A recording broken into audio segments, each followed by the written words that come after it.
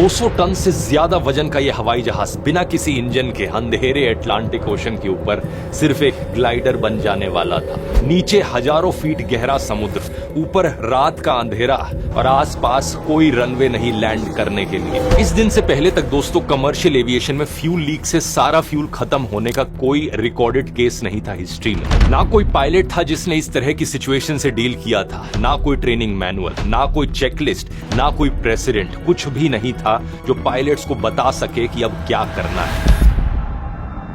नमस्कार दोस्तों, 23 अगस्त साल 2001 रात के करीब 11 बज रहे थे। टोरंटो के पियर्सन इंटरनेशनल एयरपोर्ट पर हलचल का माहौल था। गर्मियों के मौसम में गेट्स पर लोगों की भीड़ लगी थी। फैमिलीज, कपल्स, स्टूडेंट्स सब अपनी अपनी फ्लाइट्स के लिए अलग अलग गेट से बोर्डिंग कर रहे थे और इन्हीं में से एक गेट पर एयर ट्रांजिट, एक कैनेडियन एयरलाइन की फ्लाइट TSC 236 खड़ी थी। टोरंटो से पोर्चुगल जाने वाली एक रेगुलर ओवरनाइट फ्लाइट। इसमें 293 पैसेंजर्स और 13 क्रू मेंबर्स यानी कुल 306 लोग सवार थे। ज्यादातर पैसेंजर्स पोर्चुगीज ओरिजिन के कैनेडियन थे जो समर वेकेशन के वक्त पोर्चुगल जा रहे थे।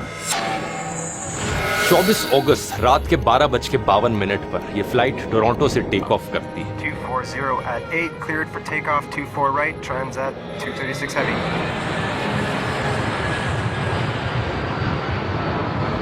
इसे पोर्चुगल के लिस्बन पहुंचने के लिए पूरा अटलांटिक ओशन क्रॉस करना था। टेक ऑफ के कुछ ही मिनट बाद यह प्लेन 39,000 फीट की हाइट पर पहुंच जाता है और अपने सफर में आगे बढ़ता है।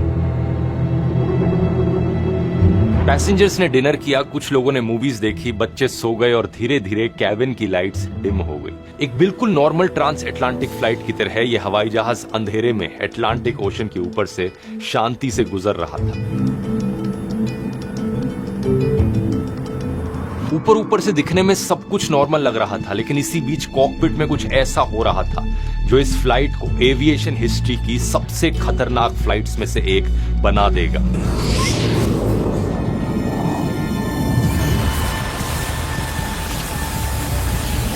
इस फ्लाइट में बैठे लोगों को यह नहीं पता था कि एक टाइम बॉम्ब टिक टिक कर रहा था। बीच समुद्र के ऊपर इस प्लेन का सारा फ्यूल जल्द ही खत्म होने वाला था और इसके दोनों इंजन्स बंद होने वाले थे। ऊपर से इस फ्लाइट की कमांड थी एक ऐसे पायलट के हाथ में जो ड्रग स्मगलिंग के चार्जेस पर सालों तक जेल में सजा काट कर आए थे। लेकिन इनके इस राज के बारे में प्लेन में किसी को नहीं पता था।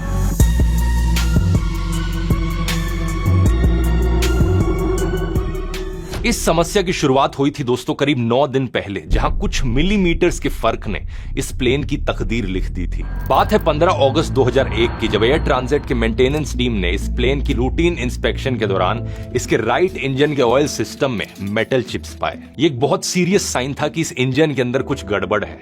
2 दिन बाद 17 अगस्त को फिर से मेटल पार्टिकल्स मिले। अब इस एयरलाइंस के पास कोई ऑप्शन नहीं था। यह बात क्लियर थी कि इंजन बदलने पड़ेंगे, लेकिन प्रॉब्लम यह थी कि एयर ट्रांजिट के पास कोई स्पेयर इंजन अवेलेबल ही नहीं था। तो इन्होंने रोल्स रॉयस कंपनी से एक इंजन लोन पर लिया और यहीं से ही शुरू होती है असली गड़बड़।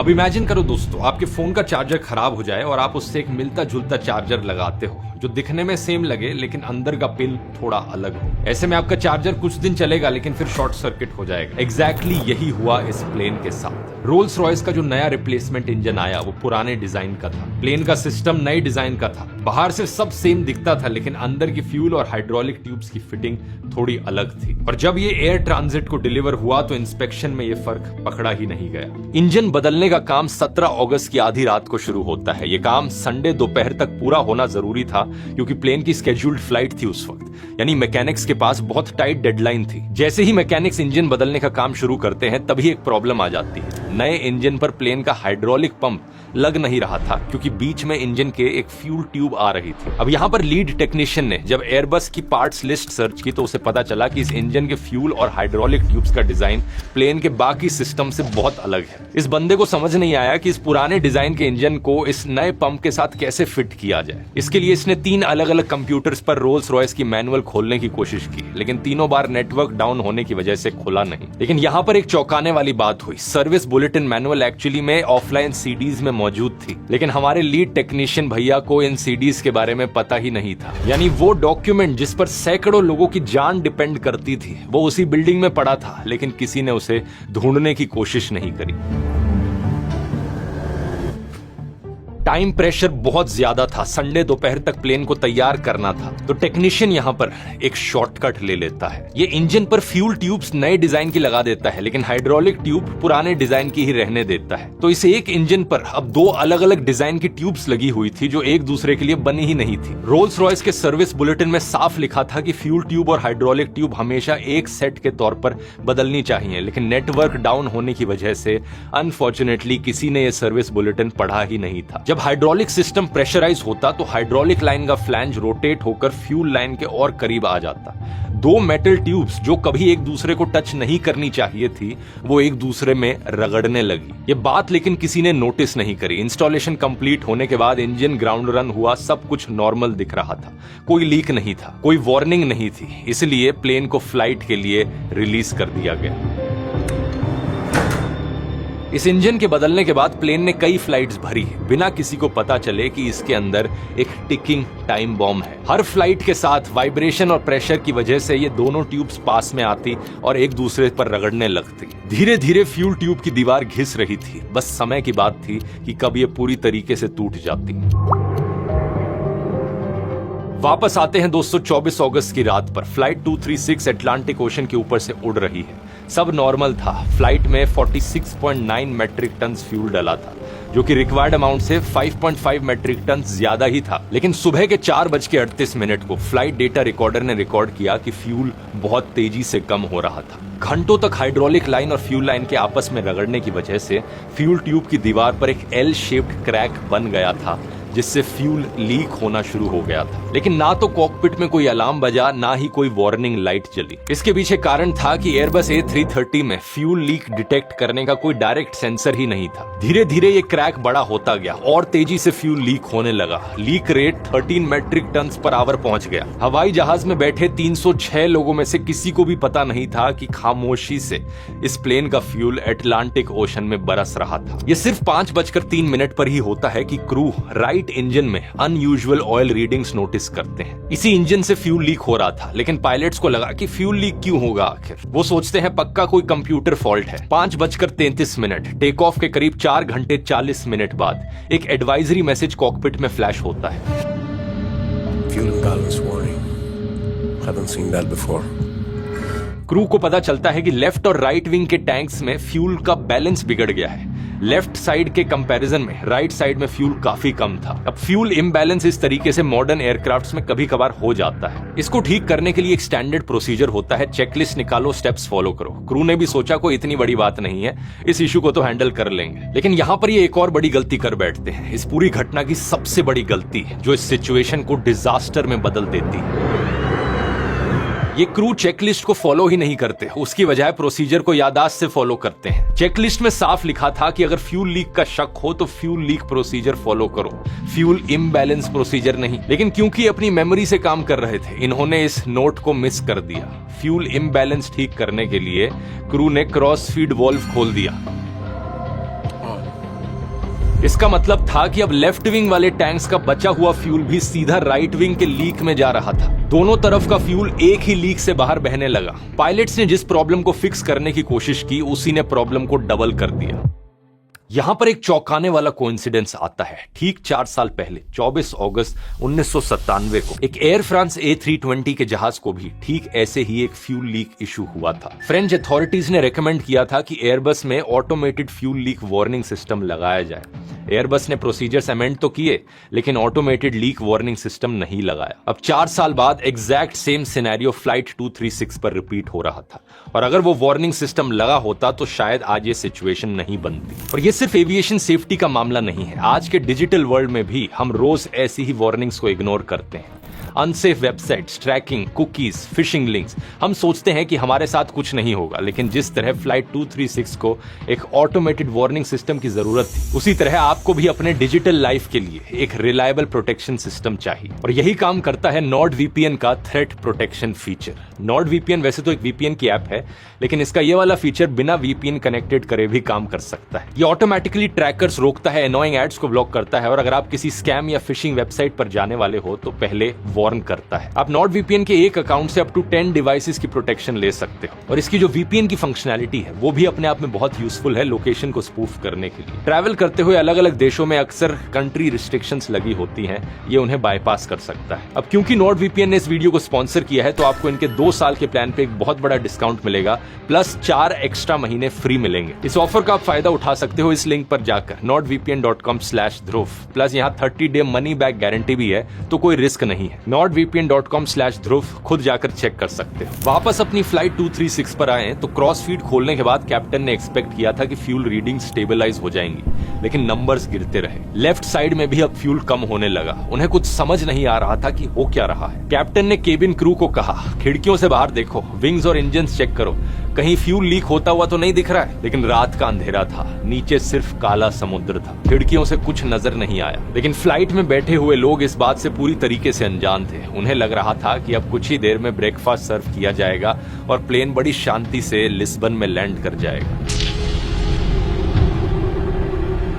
लेकिन 5:45 फ्यूल अब इतना लीक हो चुका था कि लिस्बन तक नहीं पहुंचा जा सकता था। इस फ्लाइट की कमांड संभाले थे कैप्टन रॉबर्ट पीश, जिनके पास 16,800 घंटे का फ्लाइंग एक्सपीरियंस था, और साथ में थे इनके को पायलट डर्क डेजागर, जिनके पास 4,800 घंटे का फ्लाइंग एक्सपीरियंस था। खास बात यह थी कि कैप्टन बुश पायलट के तौर पर भी काम कर चुके थे। इन्हें बिना किसी रनवे के जंगलों में और झीलों में प्लेन को उतारने का एक्सपीरियंस था। ऐसे में फ्यूल लीक होता हुआ देख ये फैसला करते हैं कि फ्लाइट को डाइवर्ट कर दिया जाए। अटलांटिक ओशन के बीचों बीच कुछ छोटे से आइलैंड्स मौजूद हैं जिनके बारे में ज्यादा लोग जानते नहीं हैं। अजोरेस के आइलैंड्स। कैप्टन पीश अजोरेस के टेरसीरिया आइलैंड पर स्थित लार्जेस्ट एयरपोर्ट पर डाइवर्ट करने का फैसला करते हैं। ये एक मिलिट्री एयरबेस था। 5:48 पायलट्स एटीसी को इन्फॉर्म करते हैं कि उनके पास अब सिर्फ 7 मेट्रिक टन फ्यूल बचा है। Transat 236 Heavy declaring fuel emergency.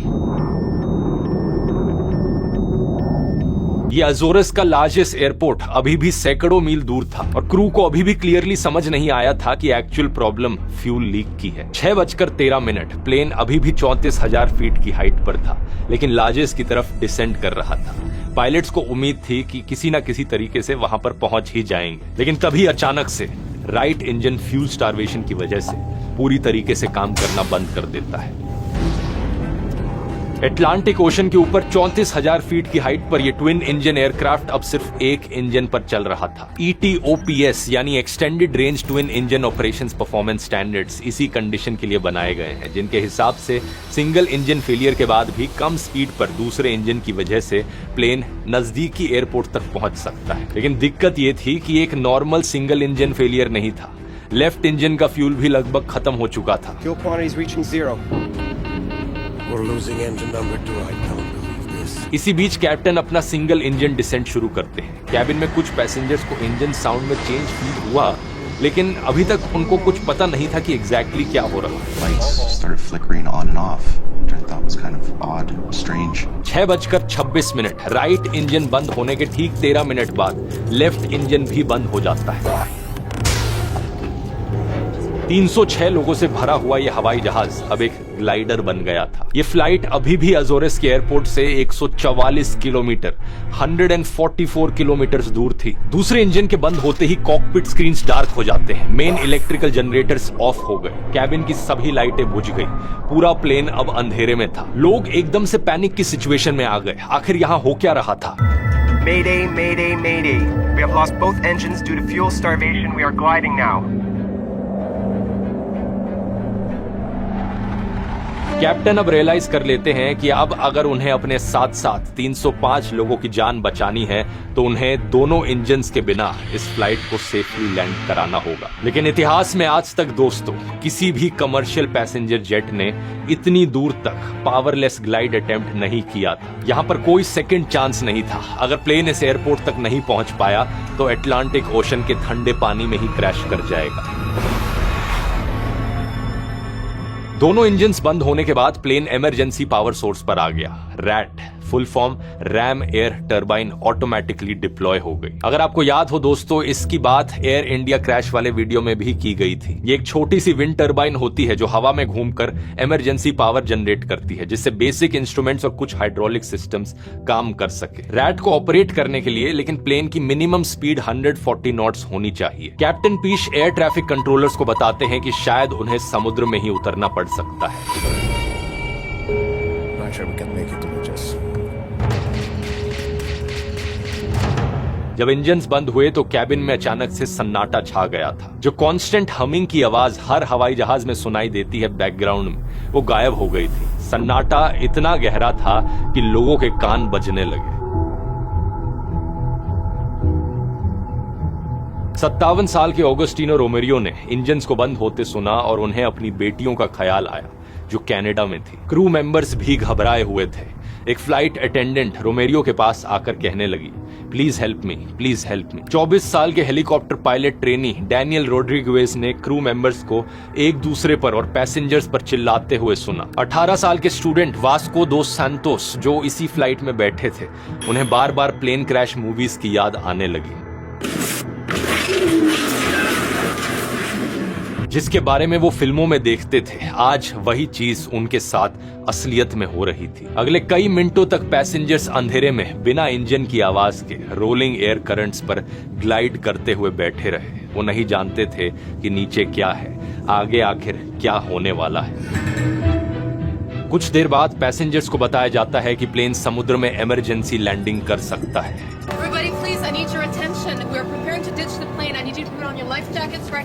Captain ने ऑफिशियली एक्सेप्ट कर लिया था कि प्लेन पानी में उतर सकता है। फ्लाइट डायरेक्टर, जो कि senior most cabin crew member होते हैं, वो अपनी इमरजेंसी एक्शन प्लान चेकलिस्ट निकालते हैं। कैबिन क्रू को कहा जाता है कि अपनी लाइफ जैकेट्स निकाल लो और पैसेंजर ब्रीफिंग के लिए रेडी हो जाओ। Prepare the cabin. The cabin's slowly depressurizing. We need to put our oxygen masks on. Crew members passengers को अपनी लाइफ जैकेट्स निकालने को कहते हैं। ब्रेस पोजीशंस की इंस्ट्रक्शंस इंग्लिश और फ्रेंच में दी जाती हैं। कुछ पोर्चुगीज पैसेंजर्स भी इस फ्लाइट में मौजूद थे, जिन्हें इनमें से दोनों में से कोई भाषाएं नहीं आती थी। लैंग्वेज की वजह से उन्हें समझने में दिक्कत हो रही थी कि एक्चुअली हो क्या रहा है। लाइफ जैकेट्स में भी प्रॉब्लम्स आई। कुछ जैकेट सिंगल स्ट्रैप की थी, कुछ 2 स्ट्रैप की थी और पैसेंजर्स को टाइटली बाउंड इलास्टिक बैंड्स में फंसी ट्रैप्स मिल नहीं रही थी। कई पैसेंजर्स को फिजिकली क्रू मेंबर्स ने मदद करी जैकेट्स पहनाने में। जब क्रू ने emergency water landing procedures demonstrate करने शुरू किए तो कुछ लोग चीख उठे, कुछ लोग बिल्कुल सफेद पड़ गए और बहुत से लोगों ने प्रार्थना करनी शुरू कर दी। ग्रेस रोमेरो ने अपने बगल वाले पैसेंजर का हाथ कसकर पकड़ लिया। बस यही उम्मीद थी कि सब ठीक हो जाए। वो बस इतना चाहती थी कि ओशन में ना गिरे। पैसेंजर मार्गरेट मैककिनन को उस वक्त इथोपियन एयरलाइंस फ्लाइट 961 की याद आ गई। उन्होंने एक डॉक्यूमेंट्री में देखा था कि कैसे कुछ साल पहले 1996 में एक हवाई जहाज इंडियन ओशन में गिरा था। तुरंत समुद्र में टच करते ही टूट गया और सारे लोग मारे गए।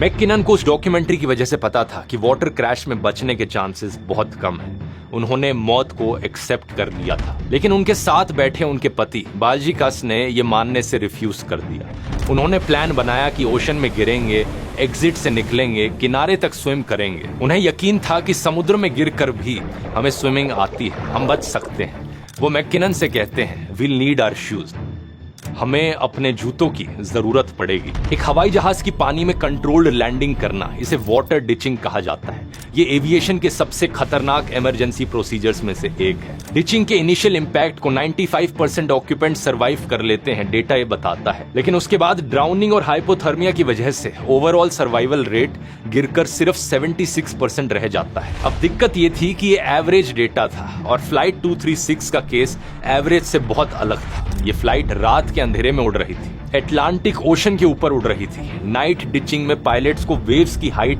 और सरफेस दिखाई नहीं देते। इसके अलावा इस समुद्र में अगस्त के महीने में भी पानी इतना ठंडा होता है कि लोग हाइपोथर्मिया की वजह से मारे जा सकते हैं। बाहर खिड़कियों से सिर्फ काला अंधेरा दिखाई दे रहा था, ना कोई स्टार्स, ना कोई लाइट, ना जमीन, ना कोई निशान, बस नीचे हजारों फीट गहरा ठंडा अटलांटिक ओशन। कुछ पैसेंजर्स ने अपनी फैमिली फोटोज निकाल ली थी, कुछ ने आंखें बंद कर ली थी। एक माँ ने अपने बच्चे को कसकर सीने से लगा लिया था। कैप्टन पिश और को पायलट डे जागर इमरजेंसी चेकलिस्ट पर काम कर रहे थे, विजुअल रनवे अप्रोच की तैयारी कर रहे थे। इंजन पावर के बिना पायलट्स के पास रनवे पर लैंड करने का सिर्फ एक मौका था, कोई गो अराउंड का ऑप्शन नहीं था। 6:31 पायलट्स ने लार्जेस्ट अप्रोच से कांटेक्ट किया। तब प्लेन 27,000 फीट पर था और लार्जेस्ट 33 नॉटिकल माइल्स दूर था। 6:36 क्रू ने रनवे लाइट्स को देखा, रिपोर्ट दी।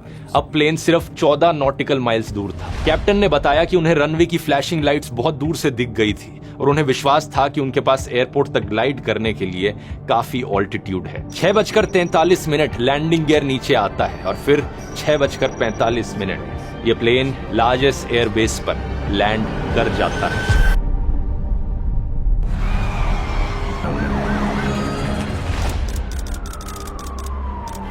दोनों इंजन्स बंद होने से लेकर लैंडिंग तक प्लेन करीब 19 मिनट तक बिना इंजन पावर के उड़ा। कमर्शियल एविएशन हिस्ट्री में ये अनप्रेसिडेंटेड था और अभी तक का सबसे बड़ा रिकॉर्ड था। लेकिन प्लेन की लैंडिंग बिल्कुल भी स्मूथ नहीं थी। बिना इंजन रिवर्स थ्रस्ट के एक्सट्रीम ब्रेक्स लगे, मेन व्हील्स लॉक हो गए, टायर्स घिसकर डिफ्लेट हो गए, व्हील बेयरिंग जर्नल्स तक घिस गए, लैंडिंग गियर से स्पार्क्स और फ्लेम्स निकलने लगी। फ्रिक्शन की वजह से छोटी सी आग भी लग गई, लेकिन फॉर्चुनेटली उसे जल्दी से बुझा दिया गया। लैंडिंग का झटका इतना जोरदार था कि पैसेंजर्स अपनी सीट पे आगे की तरफ फेंके गए। कुछ लोगों के हाथों में जो चीजें थी वो गिर गई और फिर जैसे ही प्लेन रुका, कैबिन में तालियां बजने लग जाती हैं।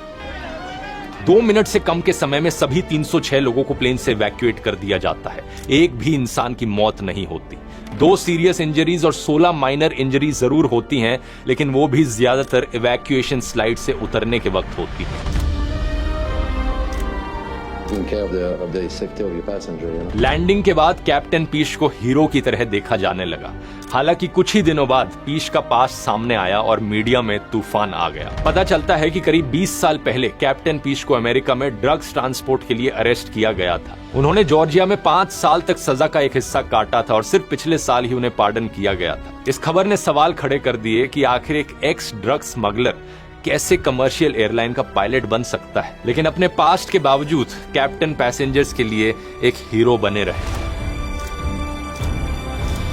इस इंसिडेंट के बाद कनाडा के transport minister air transit airline पर कैनेडियन एविएशन इतिहास का सबसे बड़ा फाइन लगाते हैं, $250,000। इसके अलावा पैसेंजर्स भी इस एयरलाइन पर $30 मिलियन का क्लास एक्शन लॉसूट फाइल करते हैं। लॉसूट में कहा जाता है कि पैसेंजर्स को इतना सीवियर ट्रॉमा हुआ कि वो फिजिकली इल हो गए और शायद जिंदगी भर इसके इफेक्ट्स झेलेंगे। फ्लाइट 236 की ये कहानी एविएशन हिस्ट्री की सबसे इनक्रेडिबल सर्वाइवल स्टोरीज में से एक है। जब सब खत्म हुआ तो अजोरेस के एयरबेस पर 306 लोग सही सलामत खड़े थे। कुछ लोग बस जमीन को देख रहे थे, ऐसे जैसे यकीन नहीं हो रहा हो कि उनके पैरों के नीचे सॉलिड ग्राउंड था। हर एक फ्लाइट डिजास्टर की तरह दोस्तों, इस रात को पॉसिबल बनाने के लिए भी कोई एक गलती नहीं बल्कि कई चीजें फेल हुई थी। रोल्स रॉयस की मिसिंग वार्निंग, मैकेनिक्स के द्वारा किया गया शॉर्टकट, वो मैनुअल जिसे किसी ने नहीं पढ़ा, वो चेकलिस्ट जो क्रू ने मेमोरी से फॉलो की, और वो लीक वार्निंग सिस्टम जो 4 साल पहले लगना चाहिए था लेकिन नहीं लगा था। अगर ये वीडियो आपको पसंद आया दोस्तों तो इतनी ही दिलचस्प कहानी है फ्लाइट 243 की। एक ऐसा हवाई जहाज जिसकी आसमान में ही छत उखड़ गई थी।